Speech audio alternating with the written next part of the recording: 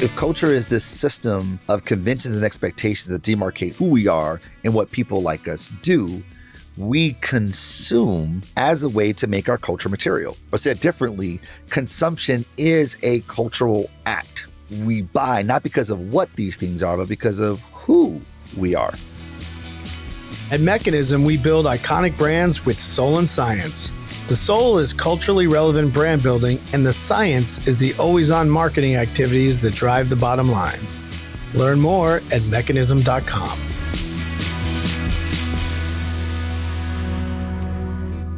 Brands have the power to both influence and ride the wave of culture. Take the rise of social media marketing as an example of consumption as culture. Companies have piggybacked on viral sounds, trends, and cultural moments from TikTok and Instagram as a way to promote their products and services.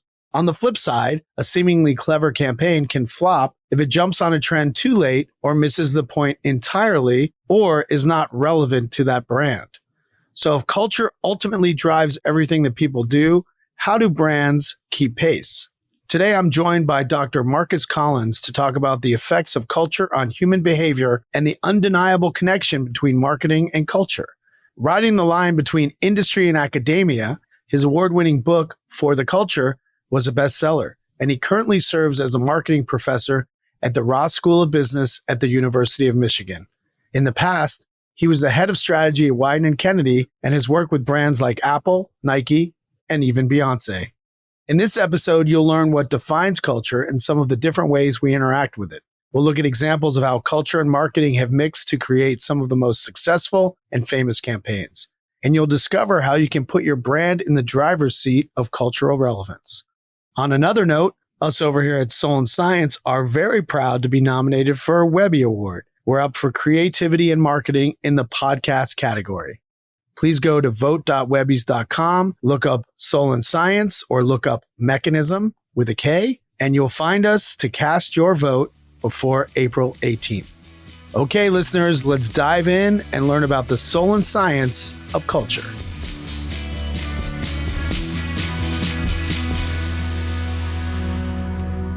We'll start at the beginning. You're teaching at University of Michigan. You went to school there. When you got out of school, was marketing your thing from when you were a student?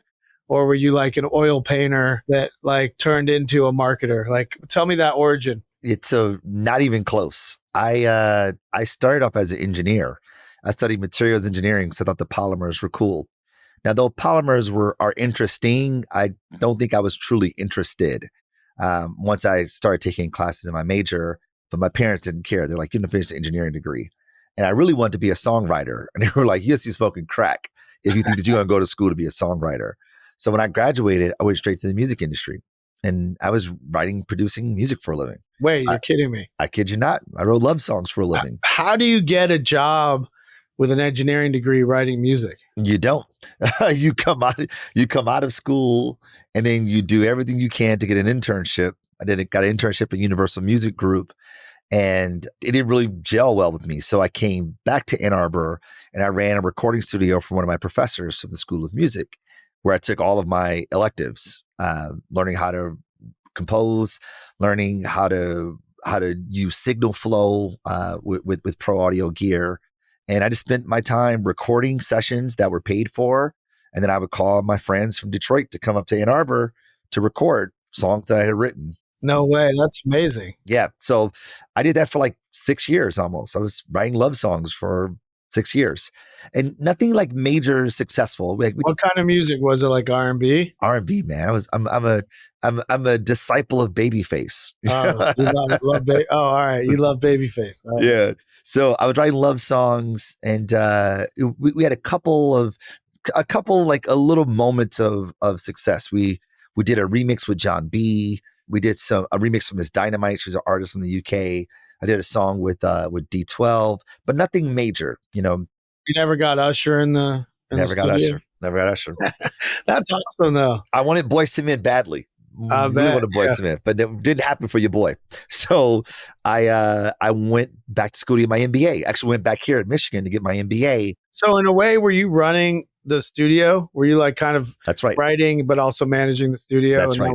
that was like the paid part. And then Exactly. That's okay. exactly right. All right. And so I got a taste of what it means to run a business.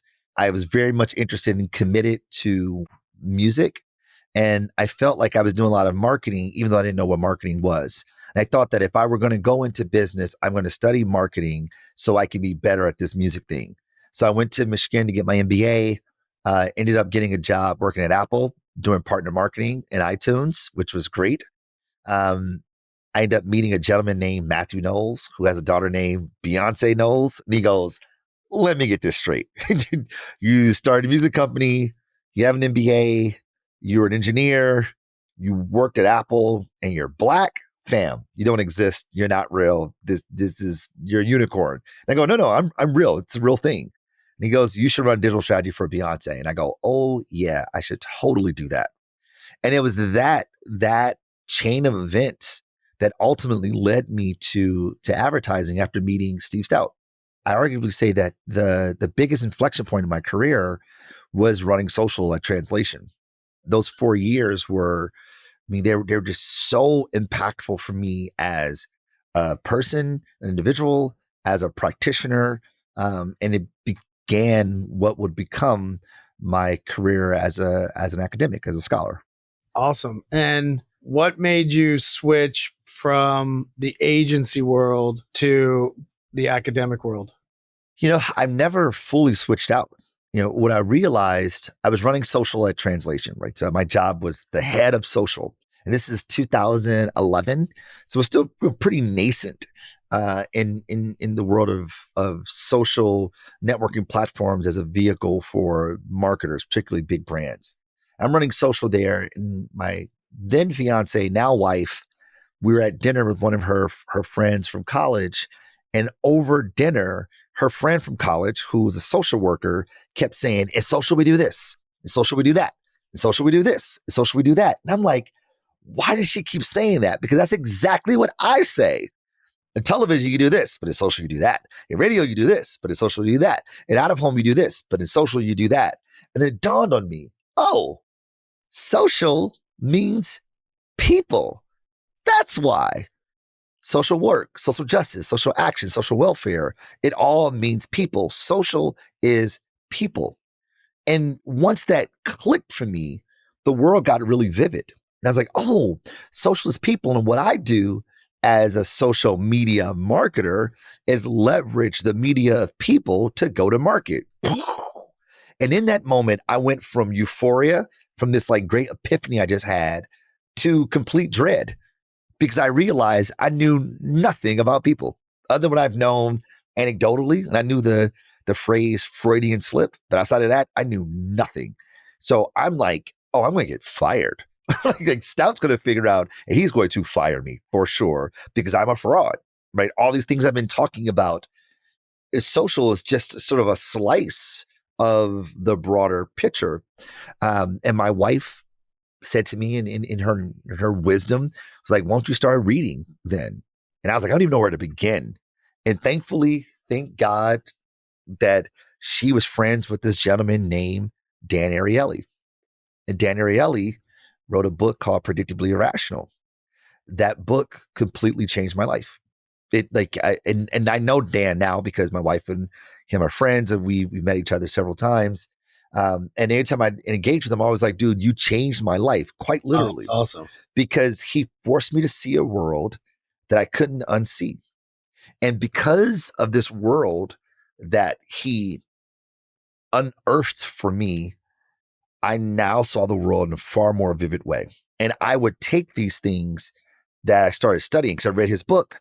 Then I went and read the book again. Then I highlighted all the research I thought was interesting. Then I would go read that research. So he led me to George Lowenstein, which led me to Daniel Kahneman, rest in peace, which led me to Jung, which led me to Milgrams, to Ash. And I started reading all this work from these behavioral scientists, and I was applying it to the work. And the more curious I became, the better the work got. And the better the work got, the more curious I became. It's sort of this this circuitous relationship between the two. And you know this, in the agency world, I'm super stoked about it. Like I can't stop talking about it, you know. And as the strategist, you've got like 10 slides at the beginning of the deck, and that's it. So I want to spend a half hour waxing poetic about network theory. And it's like, just set up the strategy, fam. Just set the strategy up. Yeah, yeah, So I yeah. go, I need to find another outlet. Just help us sell the idea. Exactly. It's an hour-long meeting with the client. You got 5 minutes, maybe 8. So I needed another outlet to exercise this new affinity I was developing.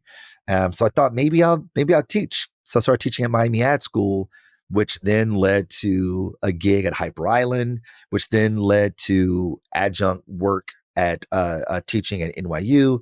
We moved to Michigan after we had our first daughter, Georgia, and I was working at Donor. And I was like, man, if I get a job in Michigan, if I could teach one class in Michigan, this would be perfect.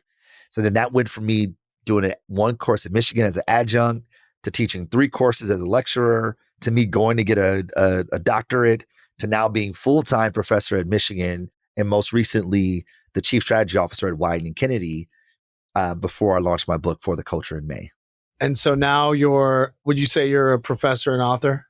So yeah, I describe myself as such. I'm a professor and author, but I still practice, thankfully, as a professor in residence. Right. So I get to work with clients. Some clients I used to have, like, McDonald's is a client. I work with them as a professor in residence to help take these things that I rigorously interrogate as a academic or as a scholar and apply it to the day-to-day work. And fortunately, I'd done that at Wieden while I was working on McDonald's. They kind of knew what it means to kind of bridge the academic practitioner gap. The CMO over there, Tarek, he's amazing. He sort of he kind of sees the world similarly. So we hit it off very quickly.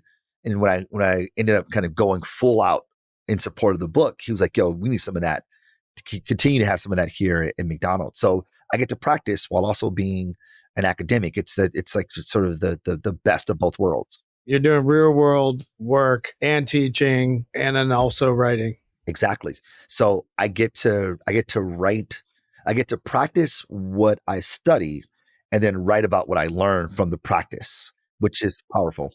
How many years do you have to do school to get that doctorate? I did 4 years. Well, I did 3 years. 3 years. While you're also working, right? While I was also working. Now, thankfully, I'll say this because I want to make sure I caveat this, that I finished my doctorate during COVID. So I had a lot of time to do it was almost like that was almost a gift in many ways. As terrible as COVID was and all the loss that I personally had from losing family members, friends, church family due to COVID and all the inconveniences, from a practicing perspective or from a scholarly perspective, I had so much time to do my dissertation, to do my actual study. When did you start working on your book? So I started almost at the same time. So here's how it went. And I didn't think that I'd be writing a book. No time in the window that I did. We just had our second daughter, Ivy, and I got an email from a literary agent and says, "Hey, I saw your TED Talk. I think you got a book in you." And when I saw the email, my first response was, "Oh, this is one of those ghostwriting companies where they're like, hey, dictate your ideas and we'll go write the book for you." And I was like, there's no way I would ever do that, because I just felt like really lame and actually just felt like antithetical to everything that is the academic side of me. So I was going to write a book. I was going to write one myself. But I'm like, I'm not ready to do that. Like, I got a million things happening.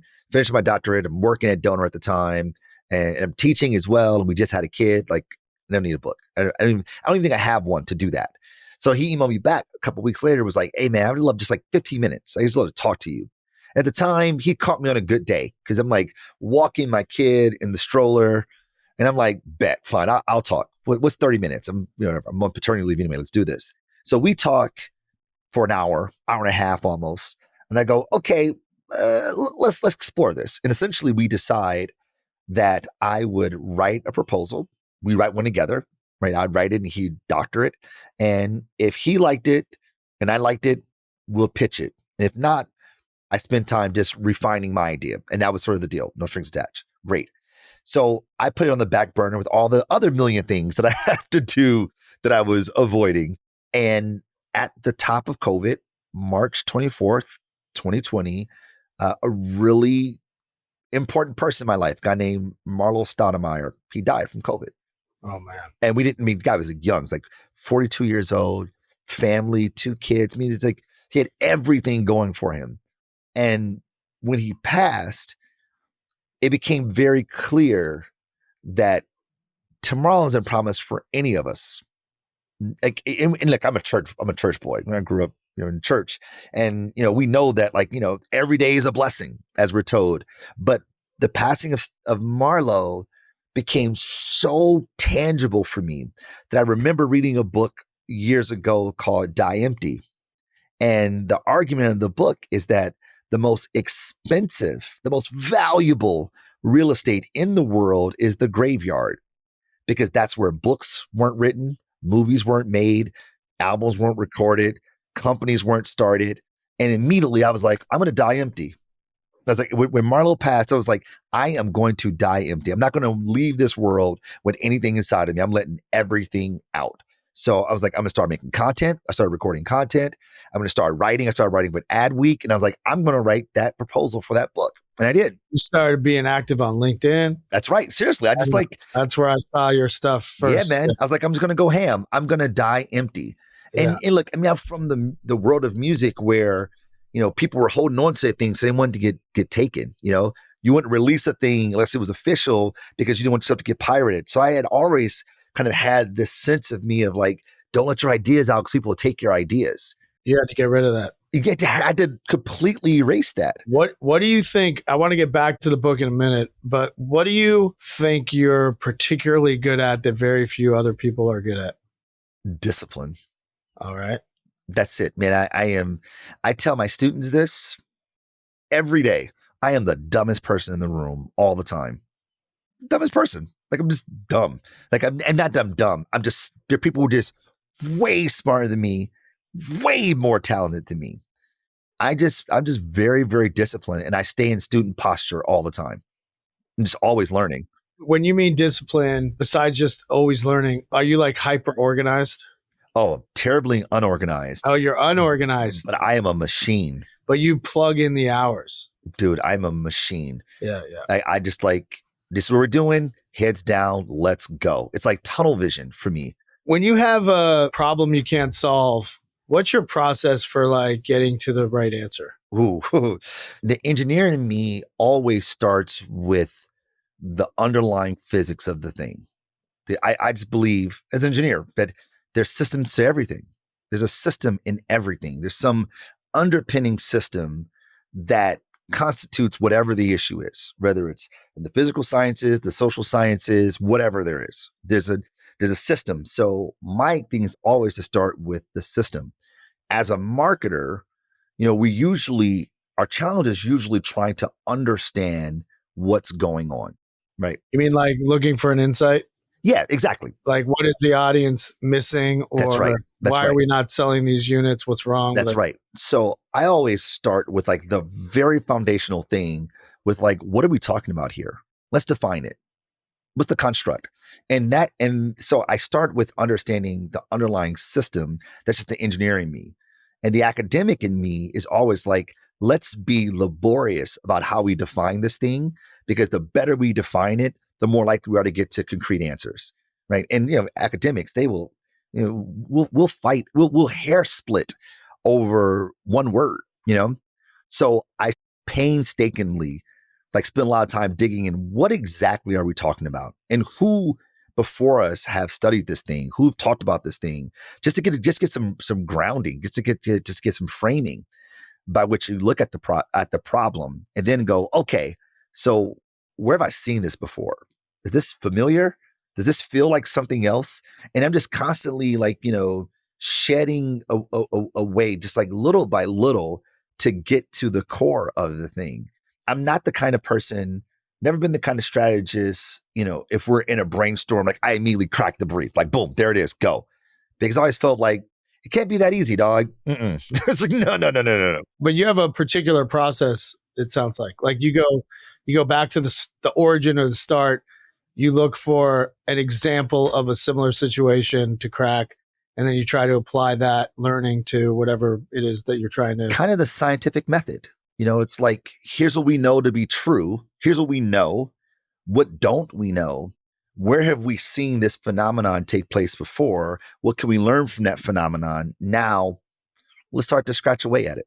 And then tell me what inspired the idea of for the culture, the power behind what we buy, what we do, and who we want to be. How did that jump off for you as this thing is, I'm going to be about for the culture? That's my jumping off point. Well, I had always been talking about culture since my time in translation. The agency positioned itself on helping ambitious brands thrive in contemporary culture. And I always found myself like, in culture, this happens, in culture, and culture, and culture.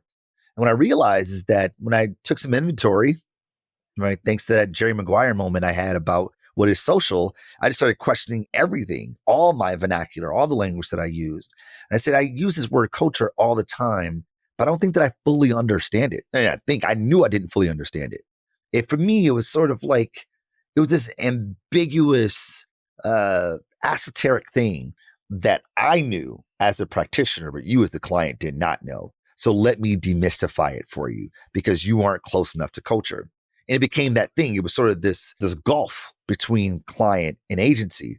And we had this like richness of understanding culture that you could never understand. And that became sort of the power we had over clients, but also became a stumbling block because clients was like, well, if I don't understand the culture, then I don't get any of this, right? Yes. So I found that not only was I the only one using culture without understanding it, but our entire industry, we're talking about culture all the time. Let's get our ideas out in the culture. What's happening in culture? Culture, culture, culture, culture, culture. If you ask 5 people to define culture, you get 55 different answers. And that's a problem. So I thought to myself, well, here is a problem. And that problem starts with, well, what are we actually talking about? Culture. So let's go define it. And thankfully, at that time, I was in my doctoral program in a field of study called consumer culture theory. And as I'm exploring these like brilliant scholars wax poetic about culture, taking over centuries worth of data to unpack this thing that's a part of our everyday lives, I go, oh, this is what it is. And the more we understand it and its mechanisms, the smaller the gulf comes between me, the agency person, and the client. Not only that, the closer we get to the people we're trying to get to move, the customer, the voter, the partitioner, or whatever case, that whoever we're trying to get to adopt behavior. And I go, that's the thing, culture. And not only does it help us have a better Rosetta Stone to describe it and to operationalize it, but it also helps us understand why people ultimately do what they do. And I go, that can actually be helpful, not just for practitioners, but for human beings. And I feel like that's the book I'm going to write.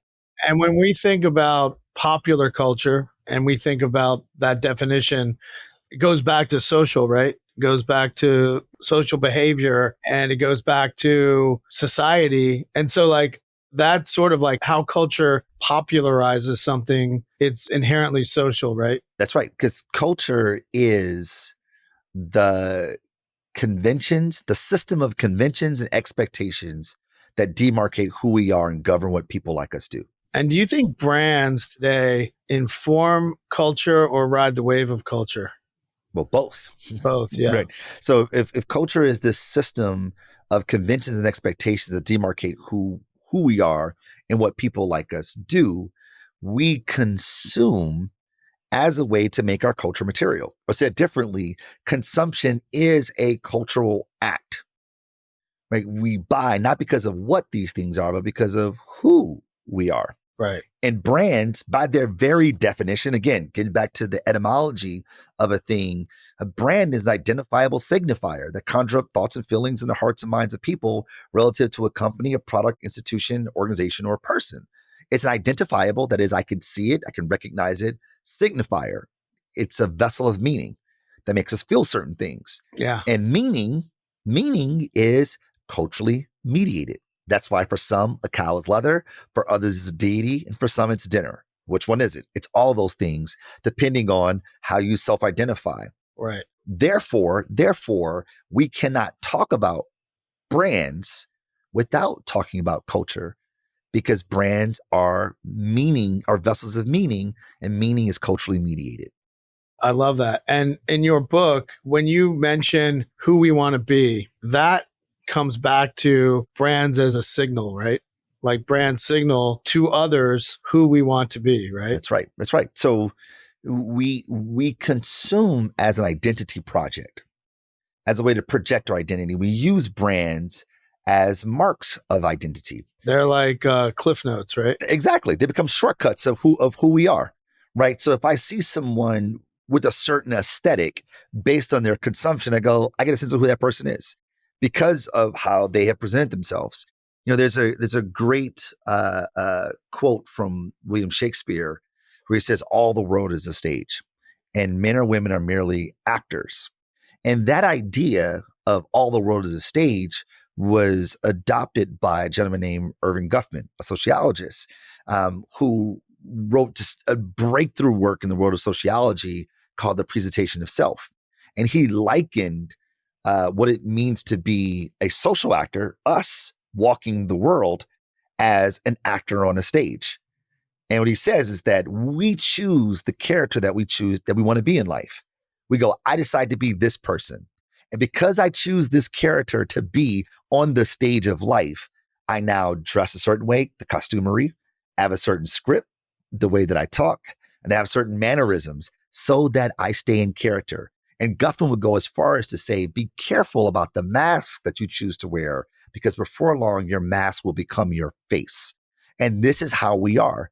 The things we buy, where we go, where we work, who we marry, if we marry, where we vacation, what we eat, how we bury the dead, if we bury the dead, these things are all byproducts of our cultural subscription, not because of what they are, but because of who we are. That's the power of culture. Culture and consumption are inextricably linked. Just like a person put on that mask and then eventually the mask fades and that you become that. Brands act is the same way, right? They put on a mask of who they want to be to their audience, and then through actions and consistency and communication, they become what they start out wanting to be, right? Or they have to put on a different mask if it's not working, or a different mask for a different audience, right? I love the way you framed that. Brands wear a mask to signify what they want to be. Now, here's the thing about signifying, about meaning, is that marketers don't make meaning. People do. Yeah. We signal meaning in hopes that what we signal is what people see. Sort of was the saying that it's not what you say, it's what people hear. So we as marketers, we control the product, we control the brand mark, we control the kinetics of the brand, how it behaves, and we control what we communicate, right? But people ultimately decide what it means. People ultimately decides if it's acceptable for people like them. And people ultimately decide whether or not it gets adopted. So you can say, my brand is cool, my brand is whatever. People go, no, it ain't. Yeah. You can say it all day long, but no, it ain't, fam. And therefore, they don't consume. Or my brand's not cool. And you're like, well, we're going to make it cool. Exactly. Yeah. It works the opposite way. That's right. So the refashioning, the recontextualizing, the reworking of meaning is in the hands of the people.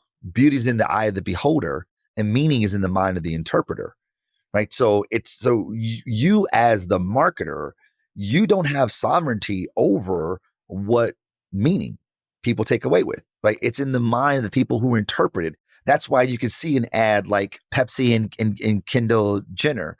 You know, you see that ad. I know, I can, without even knowing, I can say just with so much certainty that I imagine that no one at Pepsi was like, how do we offend as many people as possible with this ad? No, of course not. Of course not. They thought that they were communicating something that people were going to go, totally, Pepsi, I feel the same way. But clearly there was some incongruence of meaning. So this is actually a perfect segue to where I was going, which is, you know, we did a segment on Super Bowl ads back in February, right? Together. And to me, I feel like an example of Pepsi, or, you know, the industry's littered with examples like that fail. I feel like we're in a particularly safe zone in advertising marketing. I've been doing advertising for 20 something years. it is hard to get risky shit out there now because of the backlash, right? There's such a tight line to thread between doing breakthrough work Yeah. that won't offend someone, that someone won't come after you, that you got to change your stance or not change your stance. And I just find there's so much work that is like wallpaper now. That's right. And it's gotten so much harder. I agree that there is an aversion to potential backlash because it seems as though the climate is not accepting for outside perspectives. Yeah. That if you profess a certain point of view about a particular social topic, and I don't see the world the way you do, and therefore you ultimately have offended me, or you are my enemy. It's sort of kind of the climate of things. No brand wants to wake up the woke. Yeah, no one wants like the smoke from Bud Light. No one wants that. That's right. No one wants that. And they're like, oh, damn. But here's the thing, though, that to your point, that because brands are trying to stay as far away from that as possible, what can they talk about? Value propositions. And how interesting is value propositions when most products, and this is probably going to rub folks the wrong way, most products are parody. Yeah, for sure. Most products are parody. Last year, the FDA came out that announcement saying that oral cold medicines, there's an active drug in oral cold medicines that were completely ineffective, like did nothing. And you know how many products were affected by that announcement? 260 products, which said that 260 products on the shelf are therapeutically the same. Parody, right? So most products are the same. I put a slide up for students where I'll have different fleece jackets from different companies, and I block out the logo, and I go, who these fleeces belong to? And 100% of the time, they're wrong. Yeah. Because they all kind of look the same, right? So most products are parody, problematic. So if the only thing that we can talk about is the product, or find a contextual way to talk about a value proposition of the product that is funny, that makes you cry, that makes you feel a certain way, then that becomes a very shallow pool, a very narrow space for creativity. Yep. And to make some connection. But if you go, just say what you feel. Yeah. If you tell a brand, just communicate how you see the world, that is far more evocative than any value proposition declaration. And the idea here, to your point, is that the climate is as such that brands are afraid. Brands, marketers, they feel that the consequence, the risk of saying how you feel, what you truly believe, is too risky. It's just too risky. It's like why you don't talk about religion, politics, and money at the dinner table, because you might find yourself offending someone at the table. So you go, I won't say anything. We keep the conversation very surface level. But if you want to get into something real meaty, something really meaningful, i.e. full of meaning, then we talk about the things that have meaning. And those things typically revolve around ideology and belief. How are you risk averse and then you still drive culture? Because culture, you can't do that unless you're doing something that's risky, because the power behind what we buy and who we want to be has to say something. It's not because it's got this thread count or this polar fleece, was made a certain way. That doesn't inform anything. Like that's not who I want to be, right? They're mutually exclusive. They cannot coexist. Right. You cannot be risk averse and want to participate in culture, because the only way to participate in culture in a way that is risk averse is to follow culture, is to mimic, is mimicry, and the brands who lead culture are more successful than those who follow. I talk about this in the book. My friend Eric Holtgren uses a metaphor of a car, and I think it's just perfect. He says, when it comes to culture and engaging in culture, you can drive it, lead it, and you lead it by contributing new social facts, new artifacts, behaviors, language.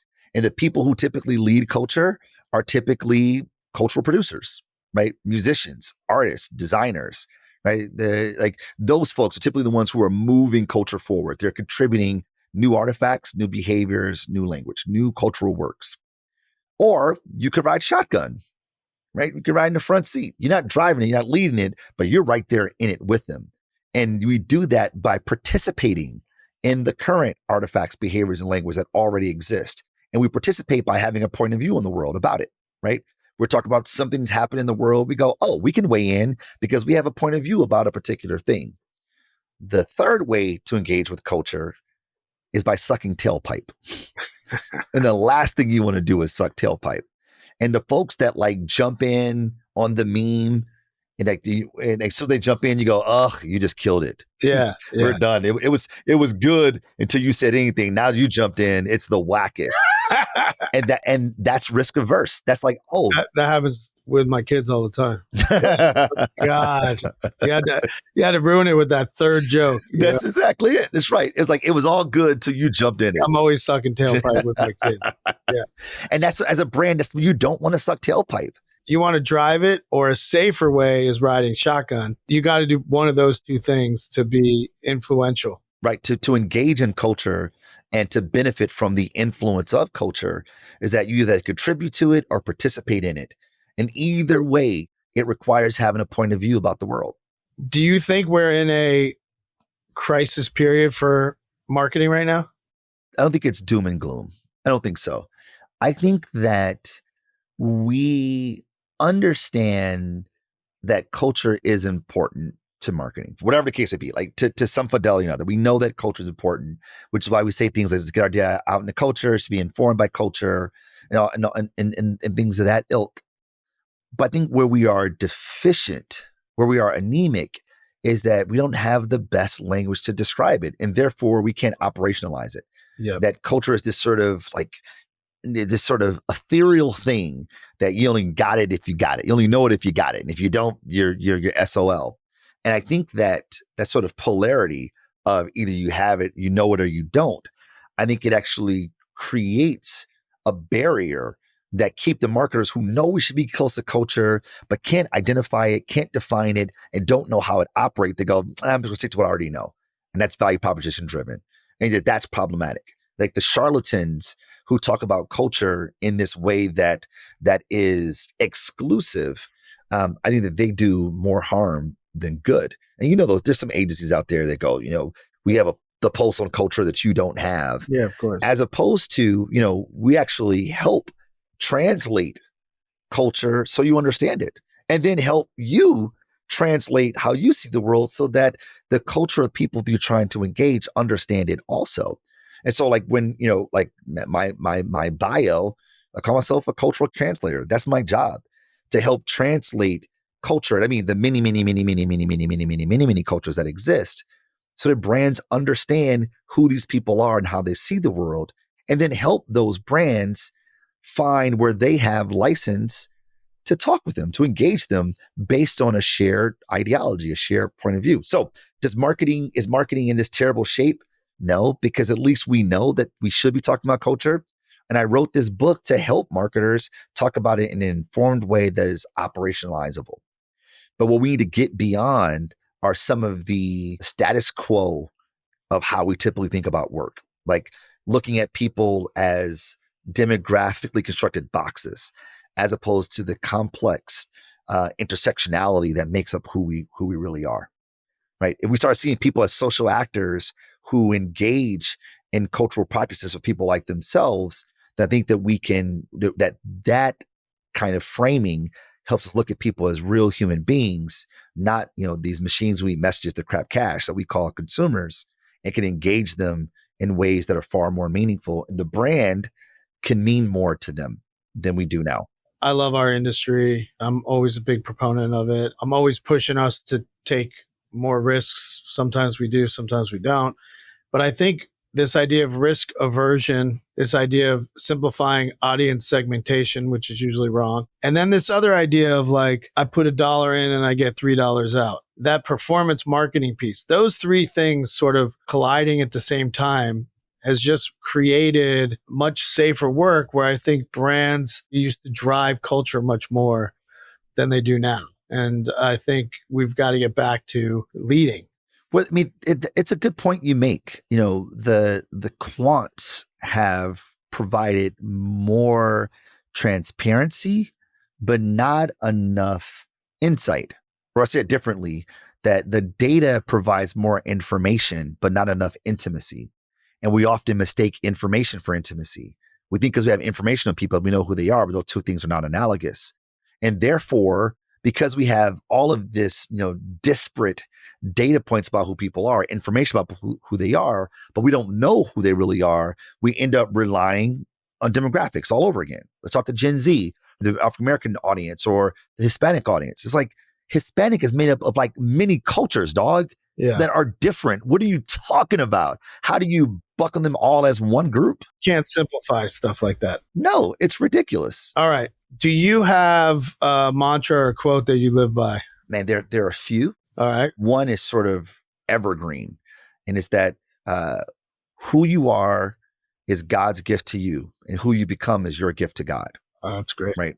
Which to me, it identifies a level of gratitude of who we are, but then also a level of obligation that we had to make choices. So you had to be good stewards of the blessing we've been given.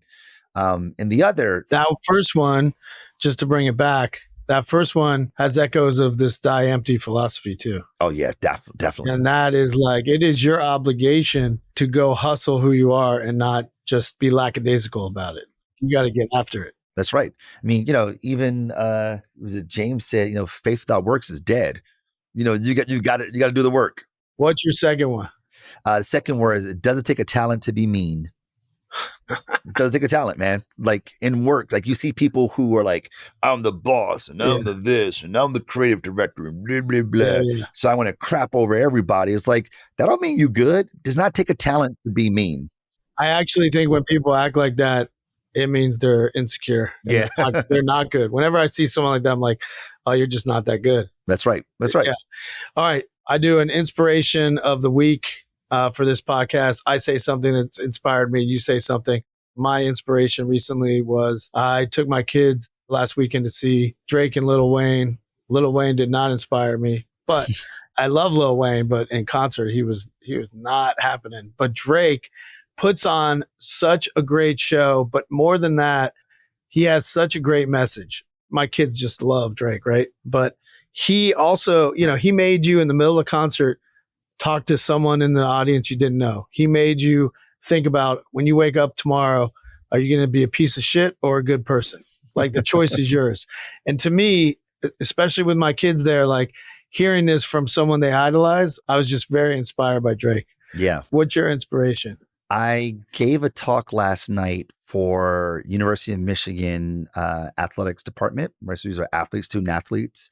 I mean, and these guys, they're like in between practices. They've taken classes. I mean, they are strapped for time. They're super tired. And, they've had to suffer an hour with me. And after the fact, they're like, thanks, whatever, kind of walk out. And, they weren't jumping over the moon. But someone came to me and was like, man, what you said really resonated with me. And like, I feel like I know myself better because of how you talked about yourself. And I was like, oh man, my job here is done, folks. That is why you love doing what you do. That's right. That one thing. One lesson that you learned recently, mine is I'm doing an offsite with key leaders at my company, and the importance of hitting pause to sit down and talk about where you are and not just go. That time for collaborative reflection is, 10x the results that you would have if you just kept going without that. That's one lesson I learned. What's the lesson you learned? You got to learn how to talk to yourself like you love yourself. I love that. I find that I would say things without even knowing it, just like, oh, stupid Marcus, or just something like that. You call yourself dumb earlier on the podcast. That's what I'm saying. Like, I was thinking that, man, this guy's not dumb. Well, I do think I'm the dumbest person because I know that everyone else is smarter, which is great. I actually like being the dumbest person in the room because I'm always getting better, but I'm not dumb. So you're right. Like, to call myself dumb, that's wrong. But to be the dumbest, that's okay. But you also did say you're more disciplined than everyone else. So you kind of made up for it. Oh, yeah. I know my shortcomings. Yeah. So talk to yourself in a positive way. You got to, man. Like you the person talking to you the most is you. That's the refrain you're hearing the most in your head, how you talk to yourself. So you got to talk to yourself like you love yourself. And we talk to ourselves in ways that we would never talk to anybody else ever. Only our enemy we would talk to that like that. Yeah, you got to be better at yourself. You got to love yourself. All right, last question here is a double dog dare. What do you double dog dare the audience out there to do or try? I dare the audience to think about setting boundaries. I'm very bad at this. Say no to that thing that you would normally say yes to, but you didn't want to do. That's my double dog dare. Say no to some more things. I double dog dare your audience to read a book every month. I dare you. I dare you. And the thing is that if you do it, you would be hockey stick growth with regards to how you see the world. And even if you only get halfway there, you'll be better than you were when you started. It's no failing. You got to read. When you say no to that thing, read a book. That's right. Where can people find you and where can they get your book? You can find me across the social web at Mark to the C, MarkTothec, or Marcus Collins. And the book is available where all books are sold. And I highly recommend you guys pick that up. All right. Thank you so much. Awesome. Thanks so much. I'm grateful for you. Soul and Science is a Mekanism podcast produced by Maggie Bowles, Ryan Tillotson, Tyler Nielsen, Emma Swanson, and Lily Jablonski. The show is edited by Daniel Ferreira with theme music by Kyle Merritt. And I'm your host, Jason Harris.